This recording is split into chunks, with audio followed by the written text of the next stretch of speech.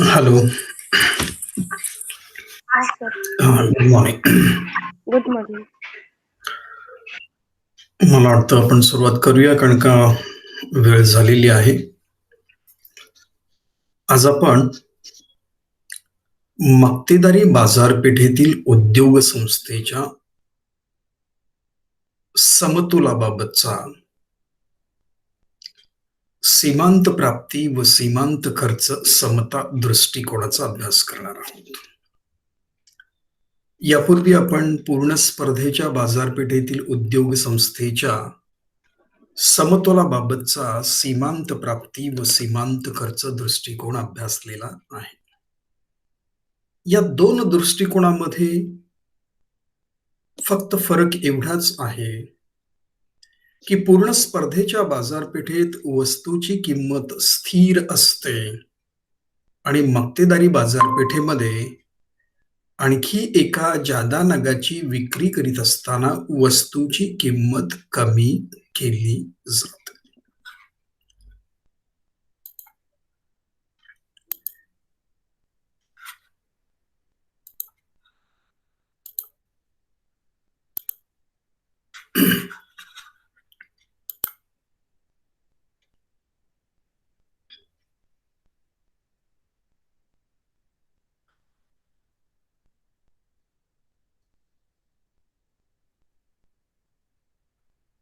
मक्तेदारी बाजारपेठ. हॅलो, आवाज ऐकू येतोय? हो सर. पीपीटी स्लाइड दिसतोय का? हो. बर, हो सर. ओके, ठीक आहे. मक्तेदारी बाजारपेठ म्हणजे अशी बाजारपेठ ज्या बाजारपेठेमध्ये विक्रेता हा एकटाच असतो आणि त्याच्या संपूर्ण पुरवठ्यावर नियंत्रण असते.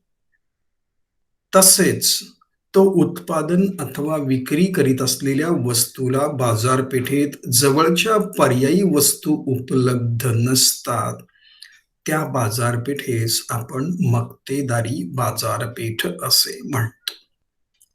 आता मक्तेदारी बाजारपेठेच्या या व्याख्येवरून मक्तेदारी बाजारपेठेची वैशिष्ट्ये आपल्याला स्पष्ट करता येईल. एक,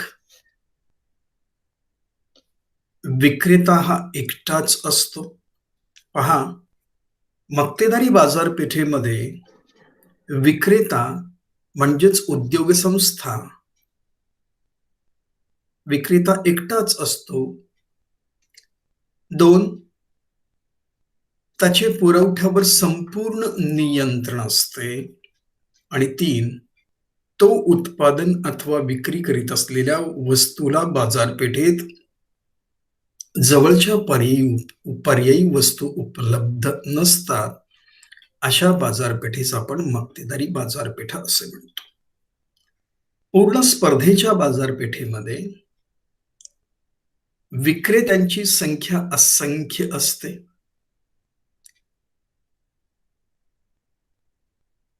बाजारपेठेतील प्रवेशावर कोणतेच निर्बंध नसते. बाजारपेठेत मागणी पुरवठ्याच्या सहाय्याने जी किंमत निश्चित होते, त्या किमतीनुसारच वस्तूची विक्री केली जाते. परंतु मक्तेदारी बाजारपेठेमध्ये विक्रेता हा एकटाच असल्या कारणामुळे नवीन उद्योग संस्थांच्या प्रवेशावर कायदेशीर बंधने असल्या कारणामुळे तो वस्तूच्या पुरवठ्यात बदल करून वस्तूची किंमत निर्धारित करीत असतो. बाजारपेठेत मक्तेदार विक्री करीत असलेल्या वस्तूच्या मागणीची लवचिकता विचारात घेऊन तो आपल्या वस्तूची किंमत निश्चित करतो. ज्या बाजारपेठेत वस्तूची मागणी ही अलवचिक आहे, अशा बाजारपेठेत तो अधिक किंमत आकारतो आणि ज्या बाजारपेठेत मागणी लवचिक आहे, अशा बाजारपेठेत वस्तूची किंमत कमी आकारून तो महत्तम नफा प्राप्त करतो. मग मक्तेदारी बाजारपेठेत उद्योग संस्थेला समतोल साधण्यासाठी 2 अटींची पूर्तता करावी लागते. एक, उद्योग संस्थेची सीमांत प्राप्ती सीमांत खर्च इतकी असली पाहिजे. ज्या बिंदूच्या ठिकाणी उद्योग संस्थेची सीमांत प्राप्ती आणि सीमांत खर्च हे दोनही समान होतात, त्या समतोल बिंदूच्या पातळीस उद्योग संस्थेचा समतोल निर्माण होतो. यालाच आपण सीमांत प्राप्ती सीमांत खर्च समता दृष्टिकोन असे म्हणतो. आता नफा म्हणजे काय? जेव्हा एकूण प्राप्ती म्हणजे उत्पन्न अधिक आणि एकूण खर्च कमी अशी परिस्थिती असते, तेव्हा उद्योग संस्थेस नफा होतो. या उलट जेव्हा एकूण खर्च अधिक आणि एकूण प्राप्ती म्हणजे उत्पन्न कमी अशी परिस्थिती असते, तेव्हा उद्योग संस्थेस तोटा होतो. उद्योग संस्थेच्या समतोलाच्या 2 अटी आहेत, ज्या पूर्ण स्पर्धेमध्ये आपण अभ्यासलेल्या आहेत. त्याच 2 अटी इथे देखील आहेत. एक, उद्योग संस्थेची सीमांत प्राप्ती सीमांत खर्चा इतकी असली पाहिजे. 2, सीमांत खर्चाचा वक्र सीमांत प्राप्तीच्या वक्रास खालून वर छेदला पाहिजे. ज्या बिंदूच्या ठिकाणी या दोनही अटींची पूर्तता होते, तो बिंदू हा स्थिर समतोल बिंदू म्हणून ओळखला जातो आणि त्या समतोल बिंदूच्या पातळीस उद्योग संस्थेला महत्तम नफा प्राप्त होतो.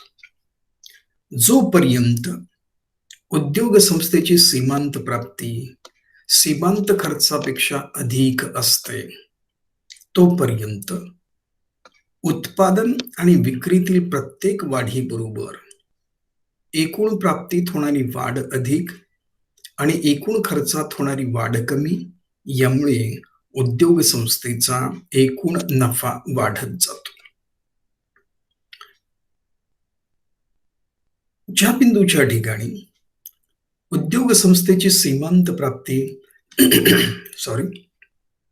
आणि सीमांत खर्च हे दोनही समान होतात, त्या समतोल बिंदूच्या पातळीस एकूण प्राप्ती व एकूण खर्च यातील फरक महत्तम असल्या कारणामुळे उद्योग संस्थेला महत्तम नफा प्राप्त होतो. समतोल बिंदूत पोहोचल्यानंतर उद्योग संस्थेने वस्तूच्या उत्पादनात वाढ करण्याचा प्रयत्न केला, तर उत्पादनातील आणि विक्रीतील वाढीबरोबर उद्योग संस्थेचा एकूण खर्च अधिक आणि एकूण प्राप्ती कमी, म्हणजेच समतोल बिंदूत पोहोचल्यानंतर उत्पादनातील प्रत्येक वाढीबरोबर एकूण खर्चात होणारी वाढ अधिक आणि एकूण प्राप्तीत होणारी वाढ कमी, यामुळे उद्योग संस्थेचा तोटा वाढत जातो. म्हणून कोणतीही उद्योग संस्था समतोलाच्या अवस्थेत पोहोचल्यानंतर उत्पादनात घट करू इच्छित नाही. उत्पादनात घट करण्याचा प्रयत्न केला तर उद्योग संस्थेचा नफा कमी होण्याची शक्यता असते आणि तसेच समतोलाच्या अवस्थेत पोहोचल्यानंतर वस्तूच्या उत्पादनात वाढही करू इच्छित नाही, कारण वस्तूच्या उत्पादनात वाढ केल्यास उद्योग संस्थेस तोटा होण्याची शक्यता असते. मक्तेदारी बाजारपेठेतील वस्तूची मागणी ही सापेक्ष अलवचिक असते. सापेक्ष अलवचिक म्हणजे डावीकडून उजवीकडे वेगाने खाली सरकणारा वक्र असतो. या मागणी वक्रास आपण सरासरी प्राप्तीचा वक्र असे म्हणतो. आपण मक्तेदारी बाजारपेठेतील किंमत, एकूण प्राप्ती, सरासरी प्राप्ती आणि सीमांत प्राप्ती यातील संबंधाचा अभ्यास काल्पनिक तक्त्याच्या सहाय्याने, उदाहरणाच्या सहाय्याने केलेला आहे. पूर्ण स्पर्धेच्या बाजारपेठेत आणखी एका जादा नागाची विक्री करीत असताना, हा तुम्हाला टेबल आठवतोय का? वस्तूची किंमत 10, 9, 8, 7, 6, 5, 4 अशी कमी कमी होत जाते किंवा कमी कमी केली जाते. त्यामुळे एकूण प्राप्तीत होणारी वाढ ही घटत्या दराने होते. सरासरी प्राप्ती म्हणजेच वस्तूची किंमत आणि सीमांत प्राप्ती म्हणजे एकूण प्राप्तीतील निव्वळ वाढ. सीमांत प्राप्ती ही नेहमी सरासरी प्राप्तीपेक्षा कमी असते. तुम्हाला टेबल आठवते का? पहा, सरासरी प्राप्ती म्हणजे वस्तूची किंमत 10, 9, 8, 7, 6, 5 आणि 4 आणि सीमांत प्राप्ती 10, 8, 6, 4, 2, 0 आणि -2. यावरून आपल्या लक्षात येईल सीमांत प्राप्ती ही सरासरी खर्चापेक्षा कमी असते. आता मक्तेदारी बाजारपेठेतील उद्योग संस्थेच्या समतोलाबाबतचा सीमांत प्राप्ती व सीमांत खर्च दृष्टिकोन या आकृतीच्या सहाय्याने स्पष्ट करता येईल. पहा, इथे अक्षावर वस्तूची नगसंख्या, उत्पादित वस्तूची नगसंख्या दाखवण्यात आलेली आहे आणि अव्यय अक्षावर वस्तूची किंमत, प्राप्ती, खर्च, तोटा आणि नफा दाखवण्यात आलेला आहे. सी प्रा हा डावीकडून उजवीकडे खाली सरकणारा सीमांत प्राप्तीचा वक्र. सीमांत प्राप्ती म्हणजे आणखी एका जादा नागाची विक्री केल्याने एकूण प्राप्तीत जी निव्वळ वाढ होते त्यास आपण सीमांत प्राप्ती असे म्हणतो. सीमांत प्राप्ती ही सरासरी प्राप्तीपेक्षा कमी असल्यामुळे सीमांत प्राप्तीचा वक्र हा ऋणात्मक उताराचा डावीकडून उजवीकडे खाली सरकणार असतो.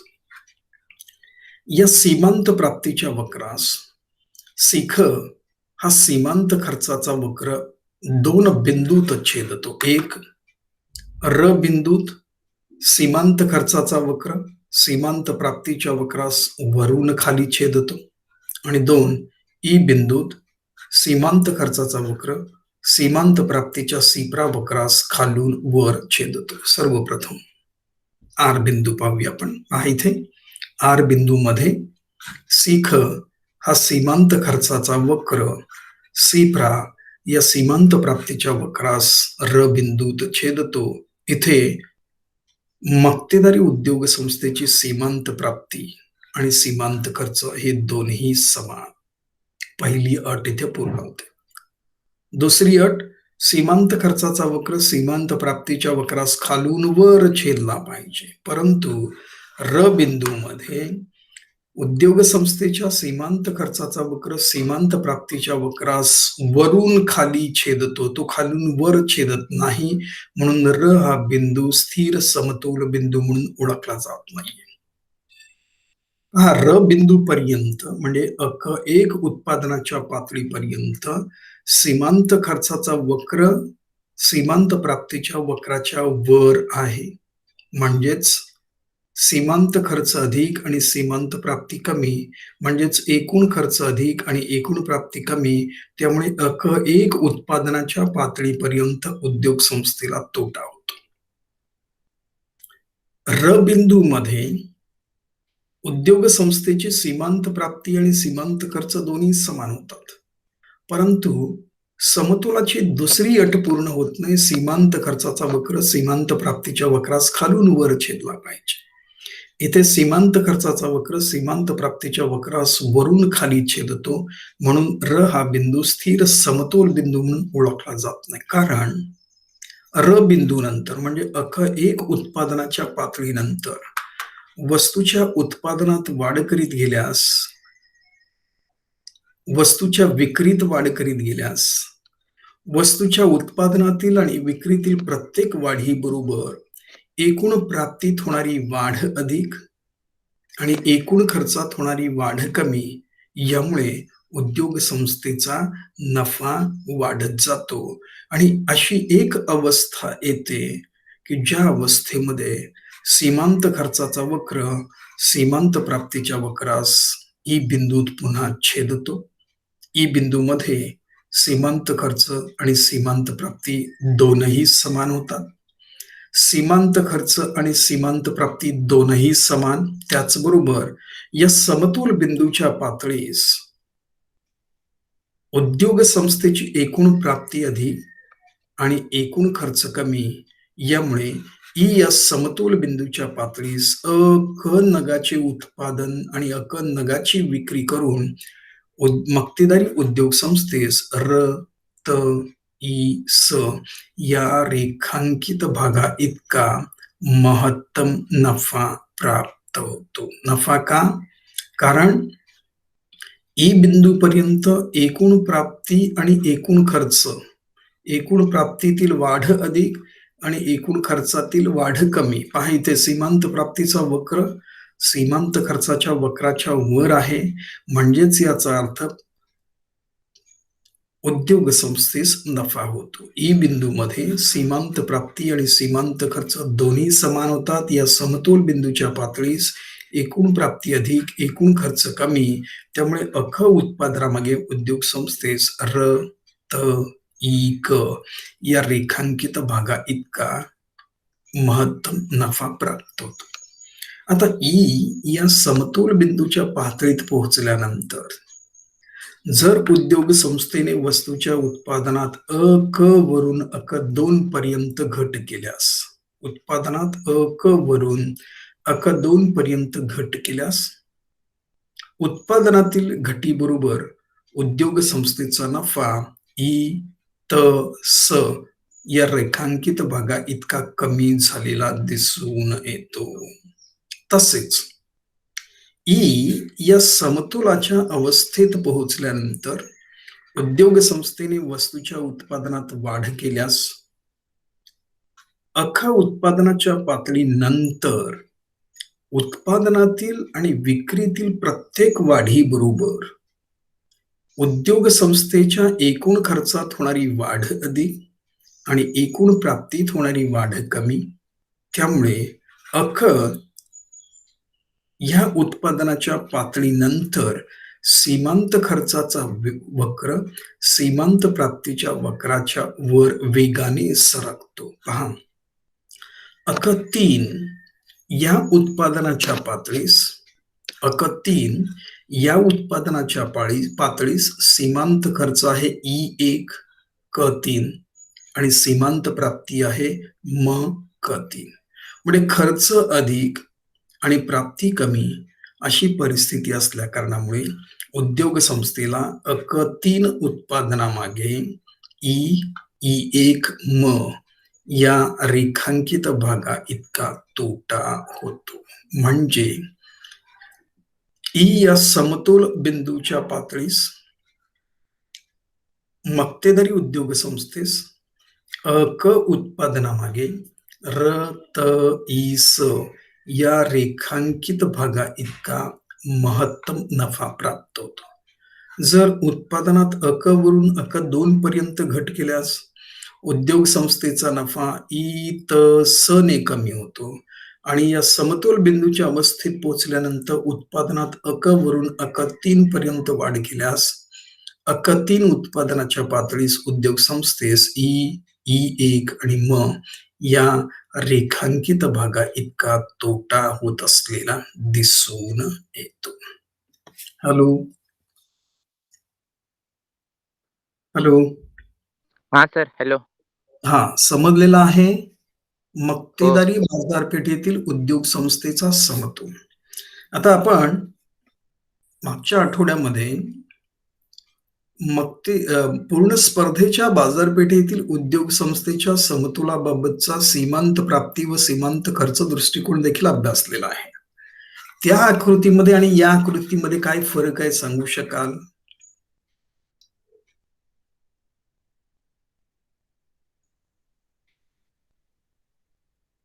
फरक एवढाच आहे. हॅलो हॅलो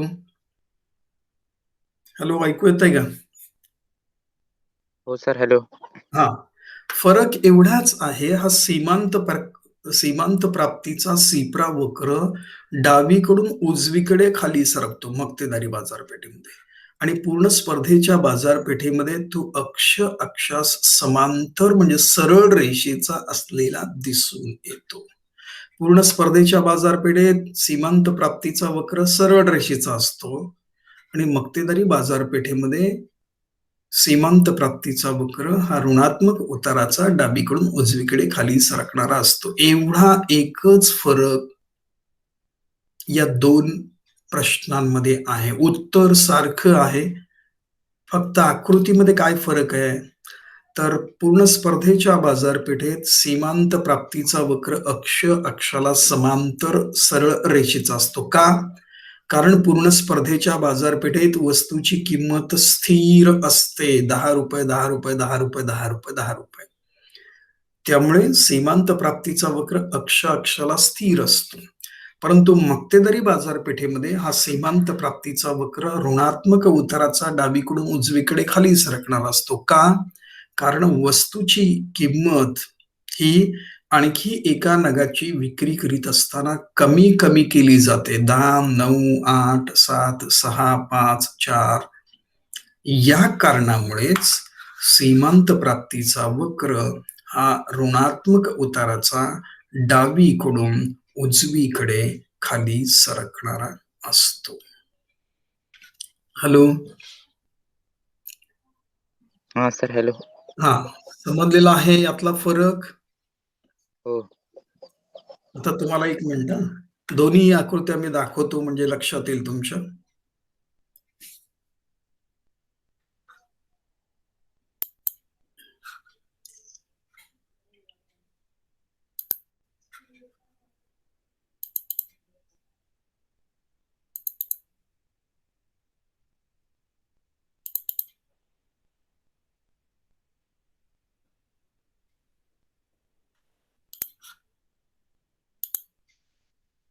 ही आकृती दिसते का? हो. हा, याच्यामध्ये पहा, इथे MR लिहिलेलं आहे का? MR म्हणजे सीमांत प्राप्तीचा वक्र. AR is equal to MR म्हणजे सरासरी प्राप्ती व सीमांत प्राप्तीचा वक्र.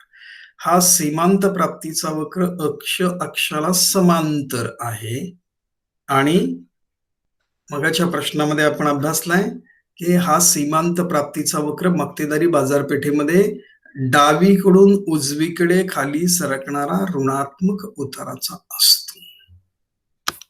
बाकी उत्तर प्रश्नाचं सारखं आहे. आकृतीमध्ये हा सीमांत प्राप्तीचा वक्र पूर्ण स्पर्धेत जो सरळ रेषेचा अक्षाला समांतर असणारा आहे तो मक्तेदारी बाजारपेठेमध्ये ऋणात्मक उताराचा डावीकडून उजवीकडे खाली सरकणारा आहे. एवढाच फरक या दोन प्रश्नांमध्ये आहे. आलं लक्षात तुमच्या? हो सर.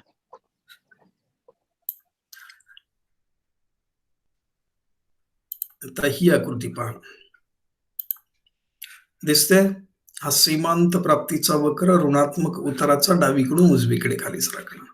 हा सीमांत खर्चाचा वक्र. तिथे पण आपण 3 बिंदू अभ्यासलेले आहेत, र, ई आणि E1. र बिंदू हा स्थिर समतोल बिंदू म्हणून ओळखला जात नाही, कारण दुसरी अट पूर्ण होत नाही. ई हा बिंदू स्थिर समतोल बिंदू म्हणून ओळखला जातो. का?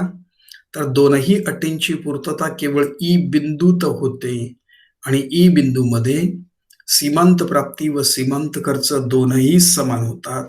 एकूण प्राप्ती आणि एकूण खर्च यातील फरक महत्तम असल्यामुळे उद्योग संस्थेस र त ई स या रेखांकित भागा इतका महत्तम नफा प्राप्त होतो. E1 बिंदूमध्ये काय, ई बिंदूत पोहोचल्यानंतर वस्तूच्या उत्पादनात वाढ केल्यास उत्पादनातील प्रत्येक वाढीबरोबर एकूण खर्च एकूण प्राप्तीपेक्षा अधिक वाढतो. त्यामुळे सीमांत खर्चाचा वक्र सीमांत प्राप्तीच्या वक्राच्या वर वेगाने सरकतो. हा वक्र असे दर्शवितो की सीमांत खर्च अधिक आणि सीमांत प्राप्ती कमी. यामुळे अक 3 या उत्पादनाच्या पातळीस एकूण खर्च आणि एकूण प्राप्ती यातला फरक अधिक असल्या कारणामुळे उद्योग संस्थेस E1 आणि म इतका महत्तम नफा प्राप्त होतो. हा परीक्षेमध्ये यावर प्रश्न विचारला जातो. काय प्रश्न विचारला जातो? पूर्ण स्पर्धेच्या बाजारपेठेतील सीमांत प्राप्तीचा वक्र डॅश डॅश असतो. अक्ष अक्षाला समांतर असतो. पूर्ण स्पर्धेच्या बाजारपेठेतील मागणीच्या वक्रास डॅश डॅश असे म्हणतात. सीमांत प्राप्तीचा वक्र, सरासरी प्राप्तीचा वक्र. पूर्ण स्पर्धेच्या बाजारपेठेत सीमांत प्राप्ती डॅश डॅश इतकी असते. वस्तूच्या किमती इतकी किंवा सरासरी प्राप्ती इतकी असते. त्याच्यानंतर मक्तेदारी बाजारपेठेमध्ये सीमांत प्राप्तीचा वक्र डॅश डॅश असतो, ऋणात्मक उताराचा असतो. मक्तेदारी बाजारपेठेतील वस्तूची मागणी सापेक्ष अलवचिक असते, म्हणजेच ऋणात्मक उताराचा डावीकडून उजवीकडे खाली सरकणारा असतो. पूर्ण स्पर्धेच्या बाजारपेठेत जेव्हा सीमांत प्राप्ती आणि सीमांत खर्च दोन्ही समान होतात तेव्हा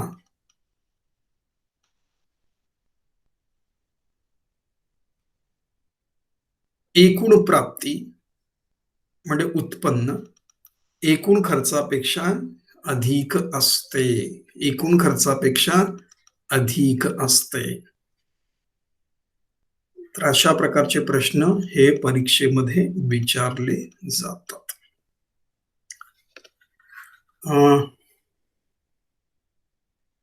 आता आणखीन एक प्रश्न या मक्तेदारी बाजारपेठेतील उद्योग संस्थेच्या समतोलाबाबत अभ्यासणार आहोत. आणि तो प्रश्न आहे, मक्तेदारी बाजारपेठेतील उद्योग संस्थेच्या समतोलाबाबतचा एकूण प्राप्ती व एकूण खर्च फरक दृष्टिकोन. एकूण प्राप्ती व एकूण खर्च फरक दृष्टिकोन. आता मी तुम्हाला सांगितलं आणि आपण एक प्रश्न अभ्यासलेला आहे पूर्ण स्पर्धेच्या बाजारपेठेमध्ये. हा इथे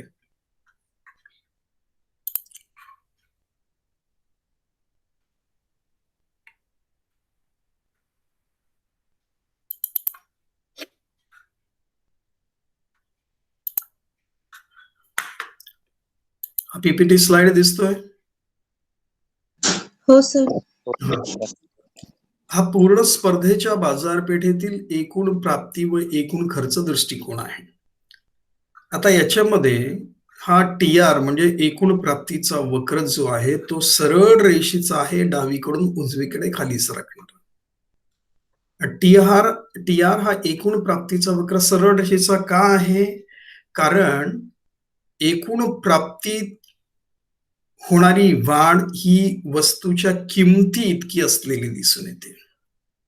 आणि पूर्ण स्पर्धेच्या बाजारपेठेत वस्तूची किंमत स्थिर असल्यामुळेच एकूण प्राप्तीचा वक्र हा सरळ रेषेचा डावीकडून उजवीकडे वर सरकणारा असतो. तुम्हाला आठवत असेल तर पहा, वस्तूची किंमत 10 रुपये, 10 रुपये, 10 रुपये, 10 रुपये, 10 रुपये, 10 रुपये एकूण प्राप्ती 10 अधिक 10, 20, 30, 40, 50, 60, 70 अशा पद्धतीने एकूण प्राप्तीत किमती इतकी वाढ झालेली दिसून येते आणि म्हणून टी आर हा एकूण प्राप्तीचा वक्र सरळ रेषेचा डावीकडून उजवीकडे वर सरकणारा असलेला दिसून येतो. परंतु मक्तेदारी बाजारपेठेमध्ये एकूण प्राप्तीचा वक्र हा सरळ रेषेचा डावीकडून उजवीकडे वर सरकणारा नसतो.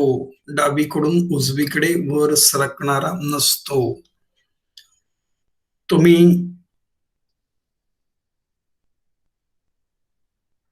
पहा, आपण एका प्रश्नाचा अभ्यास केलेला आहे. कोणता प्रश्न?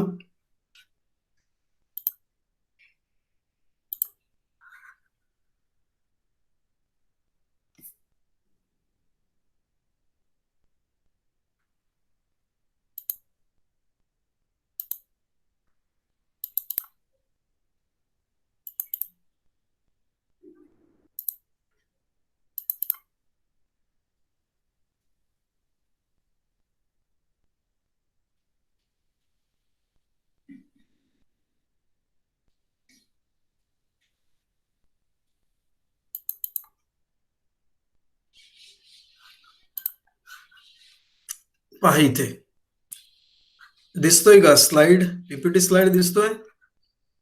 हो सर. हा, इथे पहा, या मक्तेदारी बाजारपेठेतील प्राप्तीच्या तक्त्यामध्ये पहिल्या रकान्यात वस्तूची नगदसंख्या, दुसऱ्या रकान्यात वस्तूची किंमत दाखवलेली आहे, तिसऱ्या रकान्यामध्ये एकूण प्राप्ती, चौथ्या रकान्यामध्ये सरासरी प्राप्ती आणि शेवटच्या रकान्यामध्ये सीमांत प्राप्ती दाखवलेली आहे. इथे आणखी एका जादा नगाची विक्री करीत असताना मक्तेदारी बाजारपेठेमध्ये वस्तूची किंमत 10, 9, 8, 7, 6, 5, 4 अशी कमी कमी होत केल्यामुळे एकूण प्राप्तीत ही घटत्या दराने वाढ झालेली दिसून येते. पहा, 10 1 10, 9 2 18 म्हणजे कितीने वाढलेलं आहे? 8 ने. पहा, इथे सीमांत प्राप्ती 8. त्याच्यानंतर 8 3 24, 18 वरून 24 पर्यंत वाढलेलं म्हणजे कितीने वाढलेलं आहे? 6 ने वाढलेलं आहे. त्याच्यानंतर 7 चोक 28, 24 वरून 28 म्हणजे कितीने वाढलेलं आहे? 4 ने वाढलेलं आहे. 5 सख्ख 30, 28 वरून 30 म्हणजे कितीने वाढलेलं आहे? 2 ने वाढलेलं आहे. म्हणजे पहा, सुरुवातीला 10 ने वाढलेलं आहे, नंतर 8 ने वाढलेलं आहे, नंतर 6 ने वाढलेलं आहे, नंतर 4 ने वाढलेलं आहे, नंतर 2 ने वाढलेली आहे आणि तो नंतर 0 आणि -2 झालेला दिसतो. मक्तेदारी बाजारपेठेतील एकूण प्राप्तीचा वक्र हा आरंभ बिंदूतून उगम पावून तो डावीकडून उजवीकडे वर सरकलेला दिसून येतो. जेव्हा सीमांत प्राप्ती 0 असते तेव्हा एकूण प्राप्ती महत्तम असते आणि जेव्हा सीमांत प्राप्ती उणे होते तेव्हा एकूण प्राप्ती ही 30 वरून 28 पर्यंत कमी झालेली दिसून येते. त्यामुळे एकूण प्राप्तीचा वक्र आरंभ बिंदूतून उगम पावून डावीकडून उजवीकडे वर सरकत जातो आणि महत्तम बिंदूत पोहोचल्यानंतर म्हणजे एकूण प्राप्ती 30 रुपये असताना सीमांत प्राप्तीत 0 वरून -2 पर्यंत घट झाल्यामुळे एकूण प्राप्तीत 30 वरून 28 पर्यंत घट झाल्यामुळे एकूण प्राप्तीचा वक्र हा पुन्हा डावीकडून उजवीकडे खाली सरकलेला दिसून येतो. हा या 2 प्रश्नांमधला फरक आहे. आलं लक्षात तुमच्या? हो सर. म्हणजे एकूण 4 प्रश्न आहेत. पूर्ण स्पर्धेच्या बाजारपेठेतील उद्योग संस्थेच्या समतोलाबाबतचा सीमांत प्राप्ती व सीमांत खर्च समता दृष्टिकोन. 2. मक्तेदारी बाजारपेठेतील उद्योग संस्थेच्या समतोलाबाबतचा सीमांत प्राप्ती व सीमांत खर्च दृष्टिकोन. सीमांत प्राप्ती व सीमांत खर्च समता दृष्टिकोन दोनही प्रश्नाचं उत्तर एकच आहे. फक्त आकृतीमध्ये बदल आहे, त्यातल्या त्यात सीमांत प्राप्तीच्या वक्रामध्ये. पूर्ण स्पर्धेच्या बाजारपेठेत तो अक्ष समांतर असतो सरळ रेषेचा आणि मक्तेदारी बाजारपेठेमध्ये तो ऋणात्मक उताराचा डावीकडून उजवीकडे खाली सरकणार असतो. त्याच्यानंतर दुसरा दृष्टिकोन पूर्ण स्पर्धेच्या बाजारपेठेतील उद्योग संस्थेच्या समतोलाबाबतचा एकूण प्राप्ती व एकूण खर्च फरक दृष्टिकोन. पूर्ण स्पर्धेच्या बाजारपेठेत एकूण प्राप्तीचा वक्र हा आरंभ बिंदूतून उगम पाहून डावीकडून उजवीकडे सरळ रेषेत वर सरकतो. परंतु मक्तेदारी बाजारपेठेमध्ये तो सरळ रेषेचा नसतो. तो आरंभ बिंदूतून उगम पाहून डावीकडून उजवीकडे वर सरकतो. महत्तम बिंदूत पोहोचल्यानंतर एकूण प्राप्तीचा वक्र पुन्हा डावीकडून उजवीकडे खाली सरकलेला दिसून येतो. हा या प्रश्नांमधला फरक आहे. हा या प्रश्नांमधला फरक आहे. मी तुम्हाला सांगितलं पहा, कदाचित तुमची परीक्षा यावेळेस पुन्हा ऑनलाईन होण्याची शक्यता आहे. तर विद्यापीठ अजून ठरवलेलं नाहीये. विद्यापीठ ज्यावेळेस ठरवेल तेव्हा तुम्हाला तशी माहिती दिली जाईल. परंतु सध्या तरी परिस्थिती अशी आहे की कोरोना हा वाढत चालल्या कारणामुळे ऑफलाईन परीक्षा होण्याची शक्यता कमी आहे. तर आपण आज इथेच थांबूया आणि पुढच्या पिरियडला एक प्रश्न जो आहे मक्तेदारी बाजारपेठेतील उद्योग संस्थेच्या समतोलाबाबतचा एकूण प्राप्ती व एकूण खर्च फरक दृष्टिकोन या प्रश्नाचा अभ्यास आपण पुढच्या पिरियडला करू. ठीक आहे. हो sir. Okay, bye. Thank you. Bye. Good day.